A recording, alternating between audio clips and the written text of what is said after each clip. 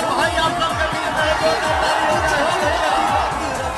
तिवारी जी है, हमारे भोजपुरी इंडस्ट्री का चॉकलेटी स्टार आप सबके बीच में आ गया है।